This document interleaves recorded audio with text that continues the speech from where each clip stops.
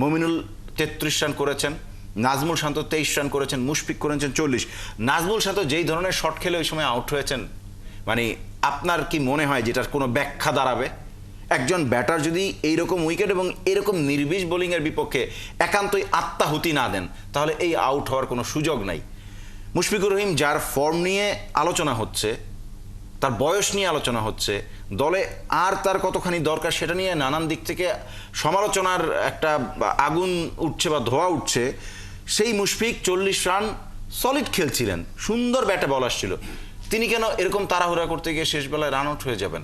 মানে এই প্রশ্নের উত্তর কে দিবেন? মুশফিকুর রহিম দিতে পারবেন কিনা আমার জানা নেই। আপনি নাজমুল শান্তকে যদি জিজ্ঞেস করেন, তিনিও তার আউটের কোনো ব্যাখ্যা দিতে পারবেন কিনা। টেস্ট ক্রিকেটে সাধারণত আমরা যেটা বলি যে টেস্ট ক্রিকেটে রান আউট হয়ে যাওয়া এটা একটু বিরল ঘটনাই বটে। এটা কি আসলে ব্যাটসম্যানদের মানসিকতার বিষয়, নাকি এখানেও একটা স্কিলের ব্যাপার রয়েছে?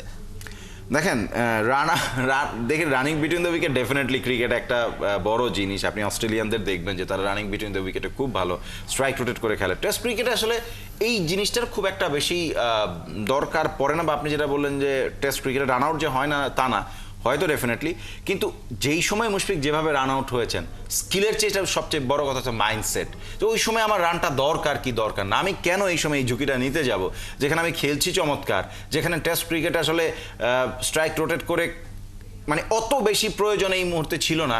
তো তিনি তার সময় অনুযায়ী বা যেই টাইমে আসলে তার আসলে বড় ইনিংস খেলে যাওয়ার কথা, তিনি উইকেটে থাকবেন, যেভাবে খেলছিলেন সেটাকে ক্যারি করবেন, সেই ক্যারিটা তিনি করতে পারেন। এটা হচ্ছে আপনার উপরে কোনো না কোনো চাপ আছে বা আপনি প্রেশারে আছেন, সেটার একটা ছোট্ট ইঙ্গিত দেয়। আরেকটা দুর্বলতা, আমরা ওপেনারদের দুর্বলতা, মিডল অর্ডারের দুর্বলতা নিয়ে কথা বলছি। আরেকটা স্পেশাল দুর্বলতা বাংলাদেশের রয়েছে। মুশফিকুর রহিম তো রান আউট হয়ে গেলেন, এবং তার আগে জিম্বাবুয়ের একজন লেগ স্পিনার ভিনসেন্ট ম্যাসেক্সার, তিনি 3টা উইকেট শিকার করে নিয়েছেন।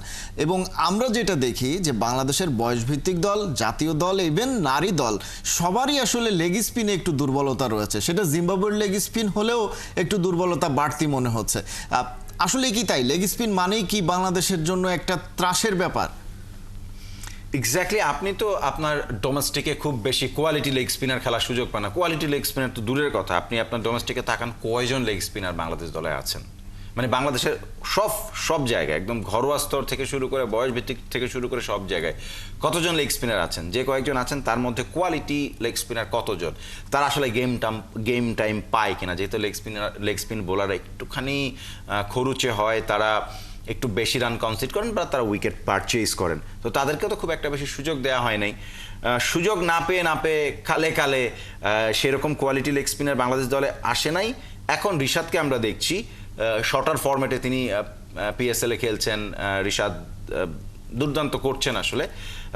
এর আগে আমরা দু একজন বোলারকে দেখছি, নূর হোসেন মুন্না, জুবাইর হোসেন লিখন, তারা কালের বিবর্তনে হারিয়ে গেছেন। আপনি লাস্ট কবে তানভীরের কথা আমার মনে পড়ছে, আপনি আর আলাদা করে কয়জন লেগ স্পিনারের নাম বলতে পারবেন? তো ডেফিনেটলি আপনি যেই জিনিস অভ্যস্ত না, সেই জিনিস আপনাকে বিপদে ফেলবে, যেটা বাংলাদেশ দলকে লেগ স্পিনাররা ফেলেন। যদিও আপনার ভিনসেন্টের বোলিং আহামরি কিছু ছিল না, 3টা উইকেট তিনি নিয়েছেন, কিন্তু বাংলাদেশি ব্যাটাররা ওই 3টা উইকেট তাকে অলমোস্ট নেন ভাই বলে দিয়েছেন, যে এসছেন, নেন না ভাই, দিতে চাই আমি উইকেটটা, কেন নিবেন না টাইপের ব্যাপার।